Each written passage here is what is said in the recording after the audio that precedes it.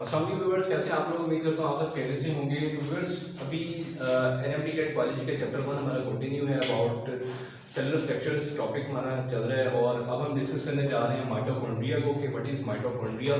तो माइटोकॉन्ड्रिया को हम कंटिन्यू करते हैं। तो व्यूअर्स, माइटोकॉन्ड्रिया जो है, अगर मैं इसकी बात करूँ तो माइटोकॉन्ड्रिया जो है ये इंपॉर्टेंट ऑर्गेनल है सेल का, ऑर्गेनल ऑफ सेल।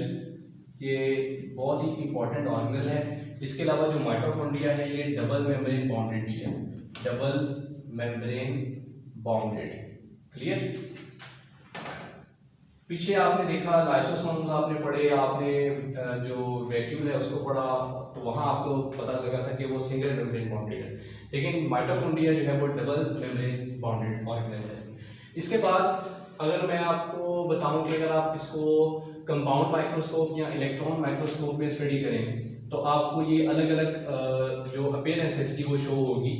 अगर मैं कंपाउंड माइक्रोस्कोप की बात करूं, कंपाउंड माइक्रोस्कोप, तो कंपाउंड माइक्रोस्कोप में ये शो होता है आपको रॉड्स लाइक या वेसिकल्स की फॉर्म में, या आपको ये शो होता है फिलामेंट्स की फॉर्म में। ठीक है, ये तीन अपीयरेंसेस इसकी हमें विजुअलाइज होती हैं जब हम इसको स्टडी करते हैं कंपाउंड माइक्रोस्कोप में।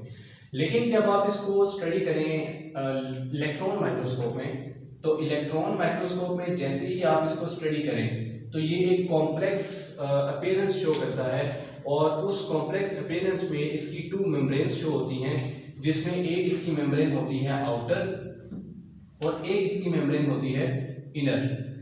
Outer membrane and inner membrane. जो आउटर मेम्ब्रेन है वो आपको स्मूथ शो होती है, यानी उसकी जो सरफेस है वो बिल्कुल स्मूथ होती है, लेकिन जो इनर मेम्ब्रेन है उसकी सरफेस स्मूथ नहीं होती, उसमें बहुत सारी इनफोल्डिंग्स होती हैं। ठीक है, तो इन इनफोल्डिंग्स की वजह से हम कहते हैं कि इसका जो स्ट्रक्चर है वो बहुत ज़्यादा कॉम्प्लेक्स है इंटरनली। आउटर तो इतना कॉम्प्लेक्स नहीं है, लेकिन इनर वो बहुत ज़्यादा कॉम्प्लेक्स है। तो अब हम स्टडी करते हैं इसके स्ट्रक्चर को। तो जब हम इसके स्ट्रक्चर के ऊपर मूव करेंगे तो ये तो हो गया ना कि अपीयरेंस के लिहाज से। अब स्ट्रक्चर के लिहाज से कैसे होगा, तो स्ट्रक्चर के लिहाज से थोड़ा सा देखते हैं। अच्छा, इसमें सबसे पहली बात तो ये कि अगर डायग्रामेटिकली देखें तो ये अगर आपके पास है जी आउटर मेम्ब्रेन्स, क्लियर, ये मैं शो कर देता हूं कि ये है आपकी outer membrane of mitochondria, outer membrane. Clear?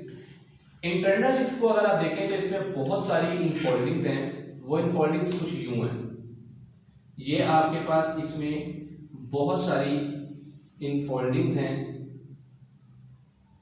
ये बन गई जी इनर इनफोल्डिंग्स। क्लियर? ये इनर इनफोल्डिंग्स जो हैं ये किसकी हैं? इनर मेम्ब्रेन की। तो इसको मैं नाम दूंगा, ये क्या है आपका? Inner membrane. क्लियर? अब ये दो मेम्ब्रेन आपको शो हो गई। अब आपको पता लग सकता है कि अगर आप आउटर मेम्ब्रेन को देखें तो वो बिल्कुल स्मूथ है, लेकिन आप इनर मेम्ब्रेन को देखें तो वो बहुत ज़्यादा कॉम्प्लेक्स है, उसमें इनफोल्डिंग्स बहुत ज़्यादा हैं। इसके अलावा ये इनर मेम्ब्रेन और ये आउटर मेम्ब्रेन के दरमियान की जो स्पेस है ये होगी आपका इनर, आपका ये क्या कहलाएगा? Outer compartment, outer compartment, right. तो ये इंपॉर्टेंट क्वेश्चन पूछ लिया जाता है कि जो आउटर कंपार्टमेंट है वो कहाँ होता है, तो इनर मेम्ब्रेन और आउटर मेम्ब्रेन के दरमियान की जो स्पेस होगी वो आपका आउटर कंपार्टमेंट होगा।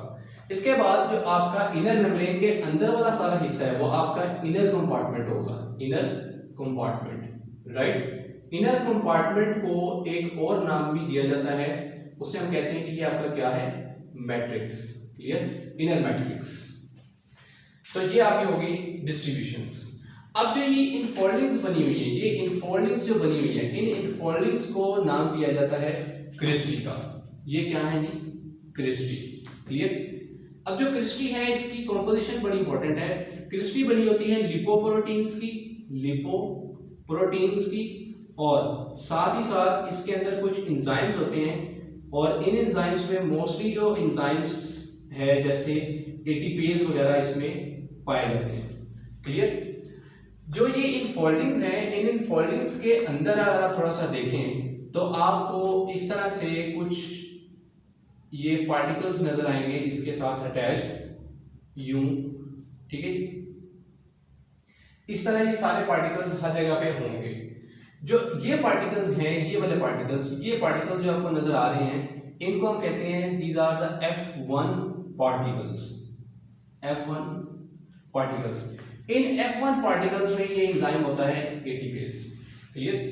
इसके बाद थोड़ा सा जब आप और मूव करें आगे, तो माइटोकॉन्ड्रिया जो है इसके अंदर आपको शो होता है कि इसके अंदर कुछ डीएनए भी प्रेजेंट है। ये है आपका डीएनए, राइट। और इसी के साथ साथ इसके अंदर कुछ राइबोसोम्स भी पाए जाते हैं।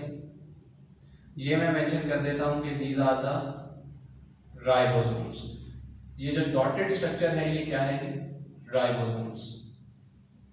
अब अगर आपको मैं बताऊं कि आपने एक प्रोसेस पढ़ रखा है, और वो प्रोसेस आपने क्या पढ़ रखा है कि डीएनए है, और डीएनए से आपका बनता है आरएनए, आरएनए से आपकी बनती है प्रोटीन्स। क्लियर। तो ये वाला जो प्रोसेस है ये ट्रांसक्रिप्शन का होता है, ये ट्रांसलेशन का होता है। तो डीएनए से आपकी क्या बन रही है, प्रोटीन्स, उसकी इंफॉर्मेशन से। तो यहां से आपको पता लग गया कि अगर इसमें डीएनए है तो ये प्रोटीन की सिंथेसिस में भी इन्वॉल्व है, प्रोटीन सिंथेसिस में भी इन्वॉल्व है। तो आपसे अगर ये क्वेश्चन पूछ लिया जाए कि क्या माइटोकॉन्ड्रिया प्रोटीन सिंथेसिस में इन्वॉल्व है या नहीं, तो आपको यहां से पता चल जाएगा कि डीएनए जो है वो प्रेजेंट है, जिसकी वजह से जो माइटोकॉन्ड्रिया है वो प्रोटीन सिंथेसिस में भी इन्वॉल्व है। क्लियर। तो ये इसका बेसिक स्ट्रक्चर है, जिसमें outer membrane, inner membrane, DNA molecules, ribosomes, associated F1 particles. अब हमने देखना क्या है बेसिकली, थोड़ा सा अगर मैं आपको फर्दर मूव करवाऊं, तो जो आपका माइटोकॉन्ड्रिया है इसके अंदर कुछ एंजाइम्स होते हैं। वो एंजाइम्स कौन से हैं जी? नंबर 1 पे इसमें कुछ एंजाइम्स हैं, इसके अंदर कुछ कोएंजाइम्स भी होते हैं, इसके अंदर ऑर्गेनिक साल्ट्स भी होते हैं, इसके अंदर इनऑर्गेनिक साल्ट्स भी होते हैं, इनऑर्गेनिक साल्ट्स। ये सारे के सारे मिलके क्या काम करते हैं, ये डिफरेंट बायोकेमिकल रिएक्शंस जो हैं, बायोकेमिकल रिएक्शंस ये परफॉर्म करवाते हैं। अब कौन कौन से बायोकेमिकल रिएक्शन होते हैं माइटोकॉन्ड्रिया में? Number 1 Krebs cycle, Krebs cycle. Number 2 aerobic respiration, aerobic respiration. Clear. Number 3 fatty acid metabolism, fatty acid metabolism. Clear. ये 3 इंपॉर्टेंट बायोकेमिकल रिएक्शंस हैं जो कि माइटोकॉन्ड्रिया परफॉर्म करवाता है। अब आप अगर बात करें क्रेब्स साइकिल की, तो क्रेब्स साइकिल कहाँ होता है? आपके inner matrix of the mitochondria में। क्रेब्स साइकिल के लिए जितने भी एंजाइम्स हैं वो सारे के सारे इनर माइटोकॉन्ड्रियल मैट्रिक्स में होंगे, सिवाय एक एंजाइम के। वो एंजाइम है succinate dehydrogenase, succinate dehydrogenase. Succinate dehydrogenase एक ऐसा एंजाइम है जो कि आपके इस इनर मेम्ब्रेन के साथ जो है वो लॉक्ड होता है, यहाँ लॉक्ड होगा, जबकि बाकी के जो है वो इसके अंदर जो है वो प्रेजेंट होंगे क्रेब्स साइकिल के लिए। सेम इस तरह जो एरोबिक रिस्पायरेशन है, fatty acid metabolism, fatty acid metabolism में फैटी एसिड बीटा ऑक्सीडेशन जो है वो बड़ी इंपॉर्टेंट है। फैटी एसिड बीटा ऑक्सीडेशन, तो ये इंपॉर्टेंट इसमें फैटी एसिड मेटाबॉलिज्म में है। तो ये सारे काम जो है वो यहाँ पर हो रहे हैं। इसके अलावा एक और एंजाइम है जो कि एब्सेंट है। अब से अगर पूछ लिया जाए कि कौन सा एंजाइम, एक ऐसा एंजाइम बताएं जो कि माइटोकॉन्ड्रिया में एब्सेंट है, तो वो है मैलिक डिहाइड्रोजिनेज, मैलिक डिहाइड्रोजिनेज। तो मैलिक डिहाइड्रोजिनेज जो है वो माइटोकॉन्ड्रिया में एब्सेंट है, जबकि जो सक्सिनेट डिहाइड्रोजिनेज है ये माइटोकॉन्ड्रिया का मार्कर एंजाइम है, मार्कर एंजाइम। अगर आपसे पूछा जाए कि माइटोकॉन्ड्रिया का मार्कर एंजाइम बताएं कौन सा है, तो वो कौन सा है? Succinate dehydrogenase. और अगर आपसे पूछा जाए कि कोई एक ऐसा एंजाइम बताएं जो कि माइटोकॉन्ड्रिया में एब्सेंट हो, तो वो है जी मैलिक डिहाइड्रोजिनेस। क्लियर? ओके, इसके बाद आपने देखा कि जो F1 पार्टिकल्स हैं इनके पास है एटीपेज। अब माइटोकॉन्ड्रिया बेसिकली क्या करता है कि आपके जो डिफरेंट फूड सोर्सेज हैं या ऑर्गेनिक कंपाउंड्स हैं वहां से एनर्जी को एक्सट्रैक्ट करता है और उसे कन्वर्ट करता है एटीपी में, एडिनोसिन ट्राइफॉस्फेट में, और वो एटीपी जो है जब सेल को रिक्वायर होती है तो उसको प्रोवाइड करता है। तो यहां से पता चलता है कि माइटोकॉन्ड्रिया जो है ये पावर हाउस भी है सेल का। Mitochondria is the power house of cell, power house of cell. अब क्योंकि ये पावर हाउस ऑफ सेल है, सेल अपनी एनर्जी की रिक्वायरमेंट भी खुद पूरी कर रहा है और सेल को एनर्जी भी प्रोवाइड कर रहा है। अब दूसरी चीज इसमें कि इसमें डीएनए भी है और राइबोसोम्स भी हैं। तो डीएनए और राइबोसोम्स होने की वजह से ये प्रोटीन सिंथेसिस में भी इन्वॉल्व है। सो दैट्स व्हाई ये सेल्फ रेप्लिकेटिंग भी है, सेल्फ रेप्लिकेटिंग।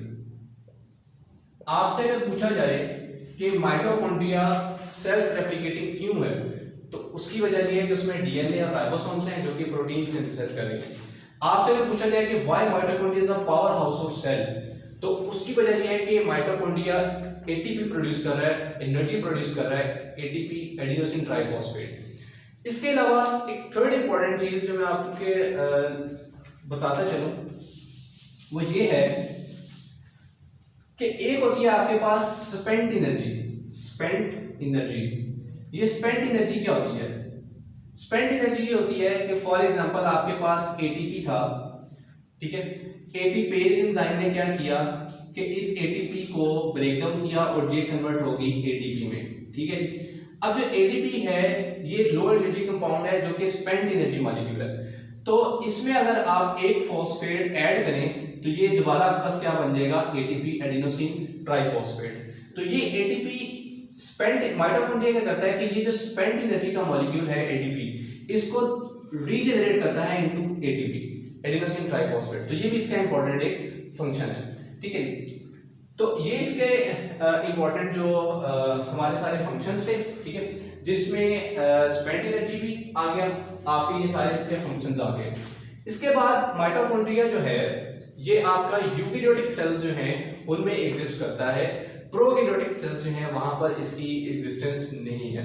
उसकी वजह क्या है कि माइटोकॉन्ड्रिया जो है ये डबल मेम्ब्रेन बाउंडेड ऑर्गेनेल है और जितने भी प्रोकैरियोट्स हैं उनके अंदर मेम्ब्रेन बाउंडेड ऑर्गेनेल जो है वो एब्सेंट है। सो दैट्स व्हाई हम ये कहते हैं कि mitochondria is a eukaryotic organelle, ठीक है ना, कि जो यूकेरियोटिक सेल है उसका ऑर्गेनेल है माइटोकॉन्ड्रिया।